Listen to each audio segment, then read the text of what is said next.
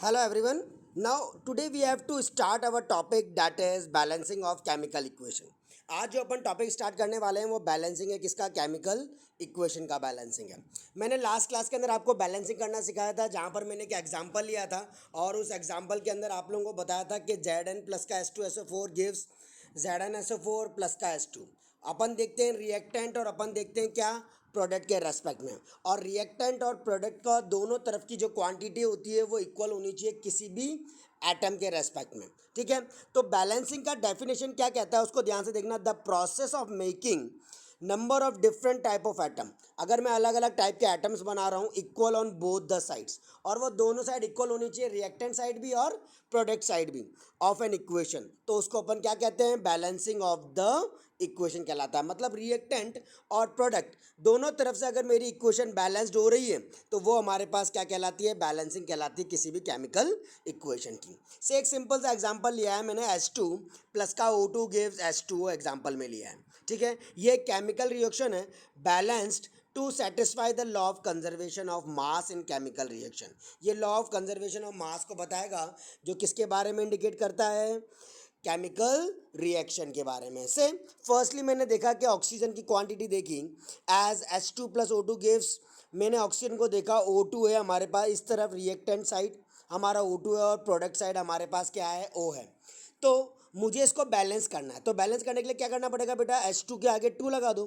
ठीक है, अब यहाँ पर मेरे पास मैंने ऑक्सीजन को तो बैलेंस कर दिया, बट जैसे ही मैंने देखा कि मेरा हाइड्रोजन अनबैलेंस्ड हो गया, यहाँ हाइड्रोजन की क्वांटिटी हमारे पास, इधर हाइड्रोजन की क्वांटिटी हमारे पास रह गई कितनी, 2, और इधर हाइड्रोजन की क्वांटिटी हो गई मेरी कितनी, 4। अब हाइड्रोजन को बैलेंस करना पड़ेगा तो कुछ नहीं करना, यहाँ पर आगे क्या लगा देंगे अपन, 2 लगा देंगे, तो हाइड्रोजन भी हमारे पास क्या हो जाएगा, बैलेंस हो जाएगा। Here this is the process how to balance the chemical equation. किस तरीके से मैं केमिकल इक्वेशन को क्या करता हूँ, बैलेंस करता हूँ। अब सबसे पहला क्वेश्चन यहाँ पर और अराइज होता है आज का, ऑन व्हाट बेसिस, ध्यान से देखना, on what basis is a chemical equation balance, किसके बेसिस पर हमारी केमिकल इक्वेशन बैलेंस्ड होती है। तो केमिकल इक्वेशन बैलेंस होती है बेटा लॉ ऑफ कंजर्वेशन ऑफ मास के थ्रू अपन किसी भी केमिकल इक्वेशन को क्या कर सकते हैं, बैलेंस कर सकते हैं। Got it, okay done. Now to make the equation more informative, equation को बहुत ज़्यादा इन्फॉर्मेटिव बनाना है तो मैं कुछ 3 चीज़ों को यहाँ पर लूँगा। पहली चीज़, by indicating the physical state, अपन फिजिकल स्टेट को चेंज कर दें of the reactant and the product, physical state को चेंज कर दें, जैसे सॉलिड को लिक्विड में या लिक्विड को सॉलिड में या गैस में कन्वर्ट कर दूं, इस टाइप का जो भी हमारा फिजिकल स्टेट होगी उसका बदल जाना चाहिए। दूसरा हमारे पास कहलाता है बाय इंडिकेटिंग हीट चेंज, अपन हीट को किस तरीके से चेंज कर सकते हैं, taking place in the reaction, जो कहाँ पर आएगा हमारे पास, रिएक्शन के अंदर आएगा। तीसरी चीज़ जो यहाँ पर काम करती है वो होती है बेटा क्या, by indicating the condition under which the reaction take place, कौन सी कंडीशन में हमारी रिएक्शन काम कर रही है, मतलब कंडीशन क्या कहती है हमारे पास एक्वा सॉल्यूशन है, प्री डिफाइंड सॉल्यूशन है, या किस टाइप का हमारे पास सॉल्यूशन है।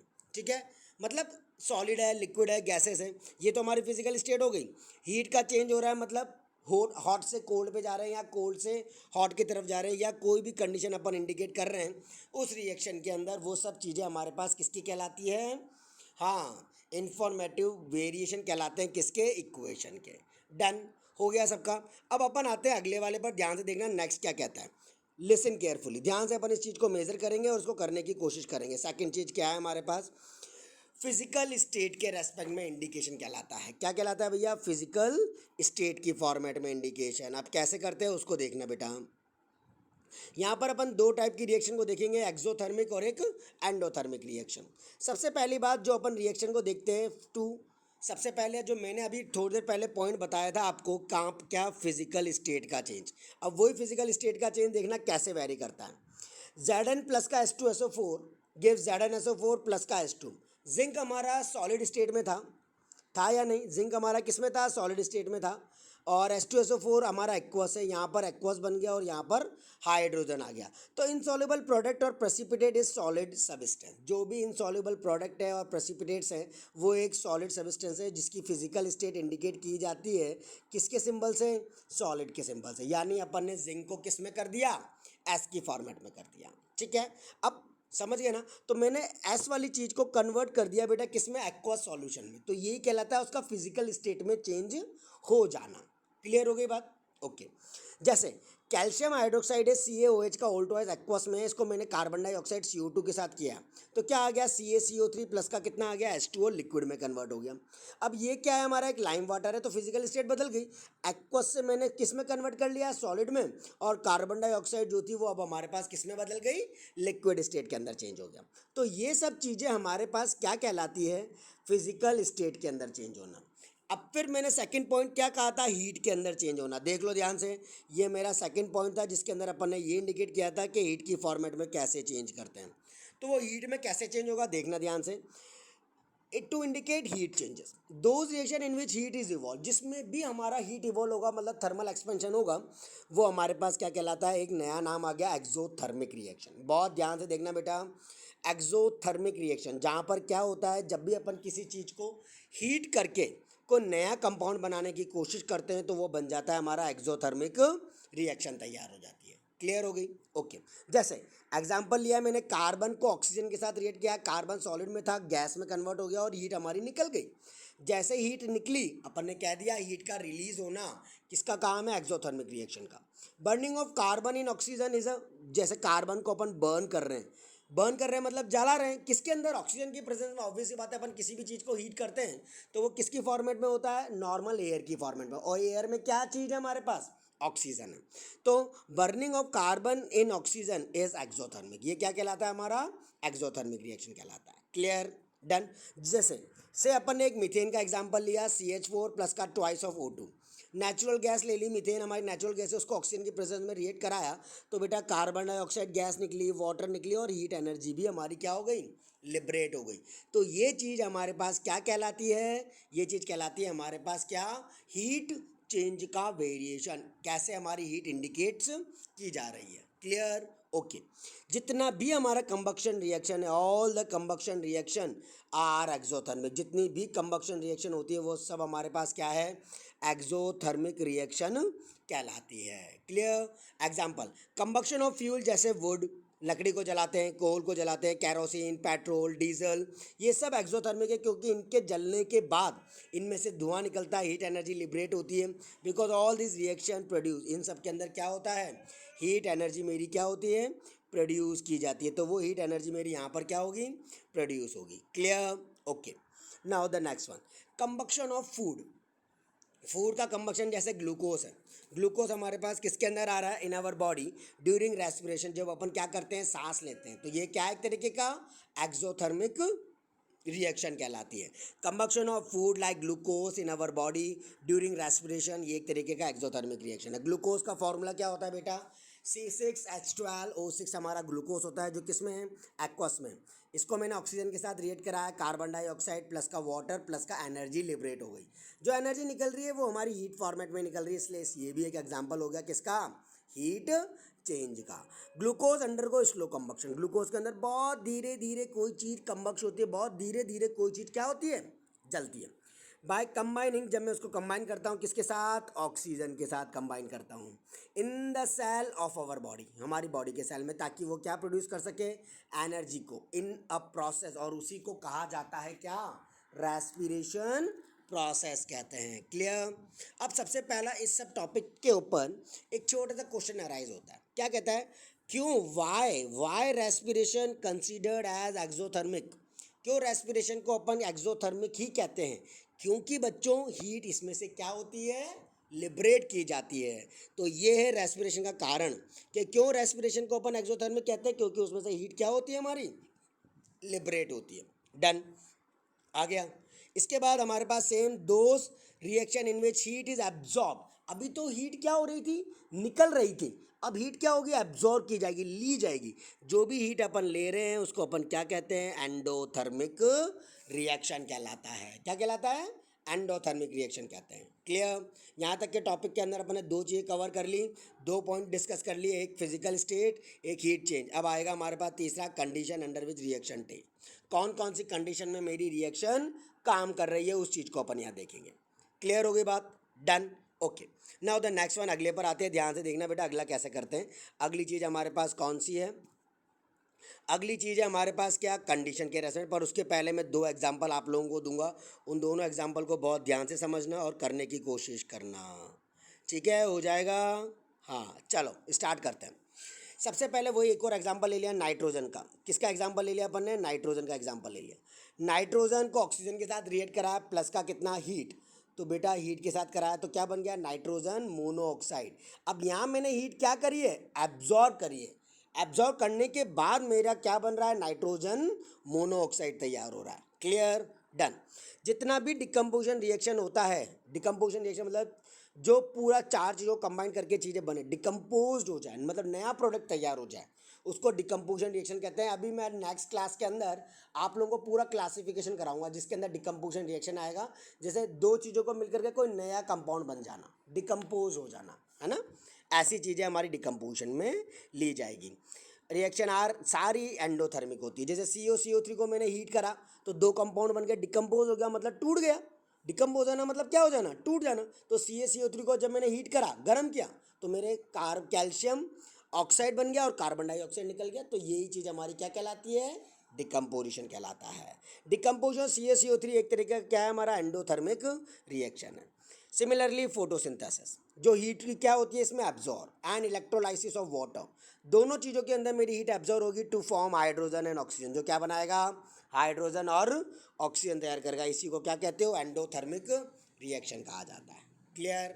डन ना? कोई प्रॉब्लम तो नहीं आ रही ना? आए तो मुझे कमेंट कर देना और बता देना कि क्या क्या दिक्कतें आ रही है, उसको अपन सॉर्ट आउट कर लेंगे। ठीक है? फोटोसिंथेसिस, हीट एब्जॉर्ब की जाती है and electrolysis of water to form क्या बनता है हमारा? हाइड्रोजन और ऑक्सीजन। इसी को भी एंडोथर्मिक कहते हैं। अब तीसरी कंडीशन हमारे पास आ गई बेटा, क्या? To indicate the condition. तीसरी कंडीशन क्या आ रही है? To indicate the condition under which reaction take place. कौन कौन सी चीज़ों के बीच में, मतलब अब जो मेरा रिएक्टेंट से प्रोडक्ट बन रहा था, पिछले वाले में मैंने सिर्फ हीट किया था। सिर्फ क्या किया था? हीट कर रहे थे। अब अपन हीट के साथ साथ कोई ऐसा अनादर कंपाउंड भी डालेंगे जिसकी वजह से वो रिएक्ट होकर के नई चीज़ जनरेट करेगा। ठीक है? तो ये कहलाती है to indicate the condition under which reaction take place. If heat is required, अगर मुझे हीट की जरूरत है for a reaction to take place, जिसमें कोई काम हो सके रिएक्शन का, then the heat sign delta, तो अपन डेल्टा सिंबल यूज करते हैं गर्म करने के लिए, पुट ओवर द एरो। उसको कहाँ लगा देंगे अपन? एरो पर लगा देंगे। तो कैल्शियम क्लोरेट था 2KClO3, पोटेशियम क्लोरेट था। अब इस पोटेशियम क्लोरेट को मैंने हीट किया, हीट का सिंबल देख लेना, मैंने डेल बना दिया है और एक कैटलिस्ट ले लिया। मैंने बोला था ना अभी थोड़ी देर पहले, मैं कुछ और हीट के साथ साथ कुछ ऐसी चीज़ भी ले लूँगा जो रिएक्ट करके कुछ और बना देगा। तो ट्वाइस ऑफ KCl प्लस का क्या बन गया? थ्राइस ऑफ ऑक्सीजन की क्वांटिटी बाहर लिबरेट हो गई। समझ गए? जैसे कार्बन मोनोऑक्साइड है, इसको हाइड्रोजन के साथ रिएक्ट कराया, 300 डिग्री एटमॉस्फेरिक प्रेशर लगाया, टेम्परेचर 300 डिग्री सेंटीग्रेड, और जिंक ZNO जिंक ऑक्साइड और क्रोमियम के साथ कराया, तो CH3OH हमारा तैयार हो गया, जिसको क्या कहते हैं अपन? मीथेनॉल। ऐसे हमारा मीथेनॉल बन जाता है। किससे? कार्बन मोनोऑक्साइड को जब मैं वाटर के साथ क्या कराता हूँ? रिएक्ट कराता हूँ। Clear? Similarly green plant make food by photosynthesis. Green plants क्या करते हैं? अपना खाना बनाते हैं किसके थ्रू? फोटोसिंथेसिस। फोटोसिंथेसिस कौन सा प्रोसेस है? जो सनलाइट के थ्रू आता है, सब लोग जानते हो इसको। जैसे कार्बन डाइऑक्साइड CO2 है, उसको वाटर के साथ रिएक्ट कराया, CO2 को वाटर के साथ रिएक्ट कराया तो क्या? सनलाइट और क्लोरोफिल के प्रेजेंस में C6H12O6 बन गया। और C6H12O6 हमने थोड़ी देर पहले देखा था क्या होता है? ग्लूकोज। हाँ, ग्लूकोज और कार्बन डाइऑक्साइड गैस मिल जाएगी। क्लियर? डन। ओके, अब मैं एक छोटा सा न्यूमेरिकल लेता हूँ, ध्यान से देखना बेटा क्या कह रहा है उस न्यूमेरिकल को, और उसको कंपोजिट करने की कोशिश करना। Convey the following information in the form of balance chemical equation. मुझे कन्वे करना है इन्फॉर्मेशन, किसके बनाना है? Balance chemical equation on adding N. इसके आगे का क्वेश्चन अभी दे रहा हूँ, वो है ऑन एडिंग एन एक्वस। क्या दे रहे हैं? एक्वस सॉल्यूशन दे रहे हैं। चलो मैं दे ही देता हूँ, ध्यान से देखना कैसे करना है। On adding an aqueous solution of sodium hydroxide. Aqueous solution लिया किसका? सोडियम हाइड्रोक्साइड का। ठीक है, सोडियम हाइड्रोक्साइड का एक्वस सॉल्यूशन अपन ने ले लिया। अब वो जब मैंने लिया तो उसके साथ देखना क्या हुआ। An aqueous solution of copper sulphate, copper मतलब Cu, सल्फेट मतलब SO4, copper sulphate copper hydroxide is PPT A, and sodium sulphate remain in the solution. Sodium sulphate कहाँ रह जाएगा? सॉल्यूशन में। समझे बात को? क्या कह रहा हूँ कि कन्वे कर रहा हूँ मैं एक information in the form of balance chemical equation की फॉर्मेट में। जैसे मतलब मैं लैंग्वेज दे दी है मैंने, और उस लैंग्वेज से मैं क्या बनाना चाहता हूँ, उस लैंग्वेज से मैं इक्वेशन बनाना चाहता हूँ और फिर उसको बैलेंस भी करना चाहता हूँ। तो देखना, ऑन एडिंग जब मैंने जोड़ा एक्वस सॉल्यूशन किसका, सोडियम हाइड्रोक्साइड। सोडियम हाइड्रोक्साइड क्या होता है बेटा, NaOH होता है। इसको मैंने, ये एक एक्वस सॉल्यूशन में इसको मैंने जोड़ा किसके साथ, एक्वस सॉल्यूशन और कॉपर सल्फेट के साथ, मतलब CuSO4 के साथ। कॉपर हाइड्रोक्साइड इस PPT, कॉपर हाइड्रोक्साइड हमारी PPT प्रेसिपिटेट बनेगा जो निकलेगा इन इस PPT and sodium sulphate remain in, और सोडियम सल्फेट उसी में रह जाएगा। जैसे जो मैंने बोला गया उसको लैंग्वेज को मैंने रिप्रेजेंट किया है। कॉपर सल्फेट को सोडियम हाइड्रोक्साइड के साथ कराया तो कॉपर हाइड्रोक्साइड निकला PPT की फॉर्मेट में, और सोडियम सल्फेट भी निकला। यानी कॉपर सल्फेट कितना, CuSO4, और सोडियम हाइड्रोक्साइड कितना, NaOH। इन दोनों को रिएक्ट कराया तो क्या मिला था, कॉपर हाइड्रोक्साइड मिला था। ये ना कॉपर हाइड्रोक्साइड मिला था, है ना, मिला था नहीं मिला था। तो CaOH का CuOH मिल गया किसमें, सॉलिड में, प्लस का Na2SO4 एक्वस सॉल्यूशन की फॉर्मेट में मुझे तैयार हो। ऐसा हमारा लैंग्वेज क्वेश्चन आएगा। उस लैंग्वेज क्वेश्चन को आपको राइटिंग लैंग्वेज में कन्वर्ट करना है। हो जाएगा ना, अच्छे से कर लोगे, चलो बहुत बढ़िया, अच्छे से करना। नाउ एक और question, right a balance chemical equation with state symbol for the following. वो स्टेट सिंबल दे रखा है। हीटेड आयरन, आयरन को गर्म करना है, यानी आयरन क्या होता है बेटा, Fe को क्या करो, गर्म करो। Metal react with steam to form iron second, जिससे मेरे मिलेगा आयरन सेकेंड और आयरन थर्ड ऑक्साइड। ये दो चीज़ें मुझे जनरेट होकर के मिल जाएगी, Fe3O4 और एंड हाइड्रोजन भी। तो मैंने सिंपल बोला, आयरन को मैंने स्टीम के साथ, मतलब वाटर, हाइड्रोजन वाटर के साथ रिएक्ट कराया तो आयरन सेकेंड बना। आयरन सेकेंड क्या होता है बेटा, ध्यान से देखना, आयरन सेकेंड और थर्ड ऑक्साइड क्या होता है, प्लस हाइड्रोजन। जब Fe3O4 होता है तो आयरन, जब सेकेंड मतलब Fe3O4 सॉरी Fe2O3, तब तो सेकेंड, और Fe3O4 तो कितना आएगा, थर्ड आएगा, प्लस का हाइड्रोजन गैस हमारी क्या हो जाएगी, लिबरेट। सेकेंड मतलब Fe2 का सेकेंड करना है, और थर्ड मतलब Fe3O4 करना है। Clear, done, okay. Similarly hydrogen gas combine with nitrogen, hydrogen किसके साथ कंबाइन हो रहा है, नाइट्रोजन, थर्ड एग्जाम्पल है। टू फॉर्म अमोनिया, जिससे क्या बनेगा, अमोनिया। हाइड्रोजन को नाइट्रोजन के साथ कराया तो क्या बन गया, अमोनिया बन गया, यानी NH3 तैयार हो गया। क्लियर।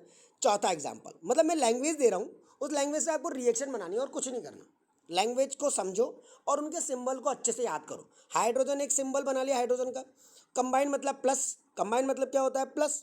उसके बाद नाइट्रोजन, नाइट्रोजन मतलब N2, तो रिएक्ट करो NH3 बन जाएगा। अब देखना, सोडियम मेटल, सोडियम मेटल क्या होता है, Na। इसको रिएक्ट कराया वाटर के साथ, Na को H2O के साथ रिएक्ट करा दो तो क्या बनेगा भैया, सोडियम हाइड्रोक्साइड बनेगा और हाइड्रोजन, तो NaOH का होल ट्वाइस प्लस का कितना बन गया, H2। क्लियर आ क्या, चलो बहुत बढ़िया। अब बेटा एक क्वेश्चन अराइज होता है मेरा यहाँ पर वापस से, task, why is respiration considered as exothermic, क्यों रेस्पिरेशन को अपन एक्सोथर्मिक रिएक्शन कहते हैं। On what basis is a chemical equation balance, किस किस बेसिस पर मेरी केमिकल इक्वेशन क्या होगी, बैलेंस्ड होगी। Y should magnesium ribbon be clean before burning in air, इसके आंसर्स आप लोगों को मुझे भेजने हैं। हाँ याद रखना, या तो मेरे व्हाट्सएप पे या तो मेरे टेलीग्राम ग्रुप पर भेजने ज़रूर हैं, या कमेंट करके दे देना। Why should magnesium ribbon be clean before burning, burning के पहले क्यों उसको साफ किया जाता है। चौथा question, why is photosynthesis considered as endothermic. ये चारों क्वेश्चन के आंसर आपके बेटा या टेक्स्ट में मिल जाएंगे, जो मैंने पढ़ाया उसके अंदर पूरे के पूरे आंसर्स मुझे जनरेट हो जाएंगे। क्यों रेस्पिरेशन, तो रेस्पिरेशन वाला प्रोसेस करना है। कौन से बेसिस पर केमिकल इक्वेशन बैलेंस की जाती है, तो बैलेंस करने के लिए बैलेंस को केमिकल इक्वेशन को यूज़ करना है, तो वो वाला आंसर देना है आपको सही ढंग से। मैग्नीशियम रिबन को क्यों साफ किया जाता है, इसका भी मैंने आंसर लिख रखा है, उसको भी मेंशन करना है। और वाई इज फोटोसिंथेसिस, क्यों फोटोसिंथेसिस मेरा बहुत ज़्यादा ज़रूरी है, किसके लिए, एंडोथर्मिक के लिए। ठीक है, दे दोगे चारों के आंसर, बहुत अच्छे से मुझे चारों आंसर देने। नाउ द नेक्स्ट क्वेश्चन, ध्यान से आना, कैसे करना है और किस तरीके से मैनिपुलेट करना है, चलो वो मैं आपको नेक्स्ट क्लास में देता हूँ। ठीक है, अगला क्वेश्चन अगली क्लास के अंदर, श्योर। हाँ चलो कोई बात नहीं, अभी करा देता हूँ, देख लो, चलो मन नहीं मान रहा है, ध्यान से देखना कैसे होगा। नेक्स्ट क्वेश्चन क्या कहता है, उसको किस तरीके से करना है, ध्यान से समझ के करना। पर अब मेटल एक्स, देखना बेटा लैंग्वेज क्वेश्चन है। अब मेटल एक्स, जब मैंने इसको, एक मेटल एक्स है ये, हाँ हाँ हाँ हाँ हाँ, अब metal x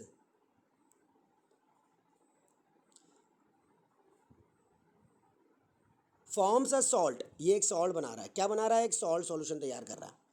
metal x form a salt solution, salt solution बनाएगा एक्स एक्स SO4, क्या बनाएगा XSO4। The salt XSO4 forms, इससे हमारे पास जो चीज़ जनरेट होकर के सामने आएगी वो हमारे पास कौन सी आएगी, form a clear solution in water.